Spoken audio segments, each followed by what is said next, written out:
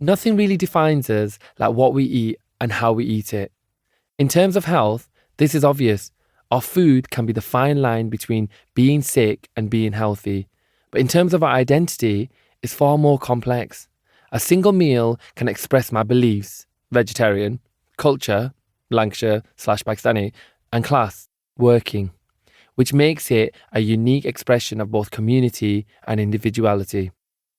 Food can bring us together and it can drive us apart. It's why we say, you are what you eat, which I think makes me a quaver. I mean, I was always salty and cheap, like this beloved British snack, but I can only assume that quavers made me more so. While I'm uncomfortable with the fact that this might make me some sort of quaver cannibal, a quannibal, coming to an understanding of my shared existence with a curly potato snack has definitely helped me love myself more. Because to love oneself as one does crisps is the start of a beautiful relationship.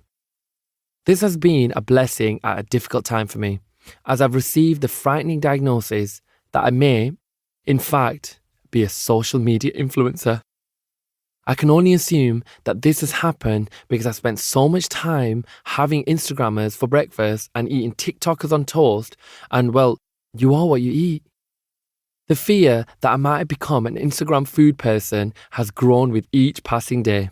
I worry that if I laugh at enough eaters of high-priced strawberries, that I may become one too, and it's taken every ounce of quaver within me to deal with that doubt. Will my heart be replaced by an ice cube of the same shape? Why am I tempted to video my morning routine? Maybe my life would be better if I just decanted my food into clear packaging. But I've not given in.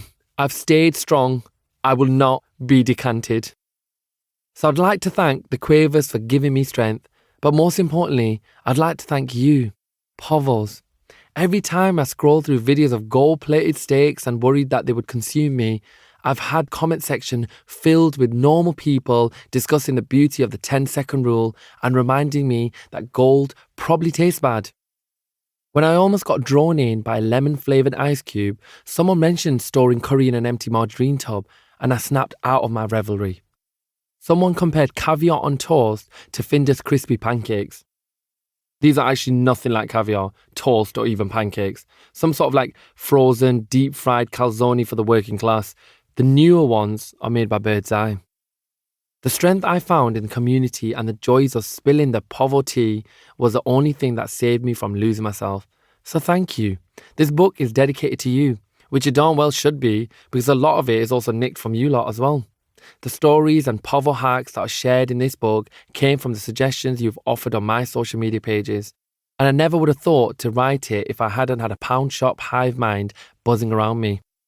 I'll thank you now and celebrate you later, because before we discuss how you povos are the solution to all the nonsense about food on the internet, first, I think we need to discuss the problem, the elephant in the room. Many of you will be thinking, who's got an elephant in the room? Oh, these rich people have gone too far. But in this case, I'm not using the phrase literally.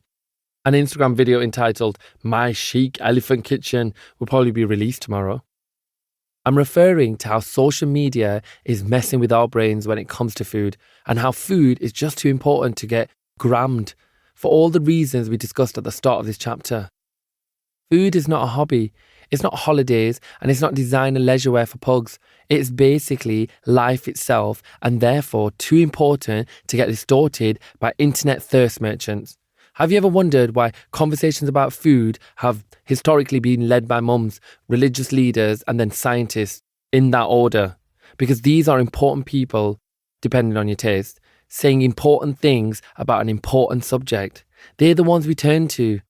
So I'll not stand by as we trade 10,000 years of parental wisdom, 10,000 pages of scripture, and 10,000 academic articles from dietitians for 10-second videos of trust fund babies eating $10 strawberries. We are what we eat, and we need a reality check on who is serving us our identity. So that is what this chapter, and by extension, this book aims to do. I want to take a step away from social media to look at what is actually going on there and to celebrate what is actually going on for the rest of us.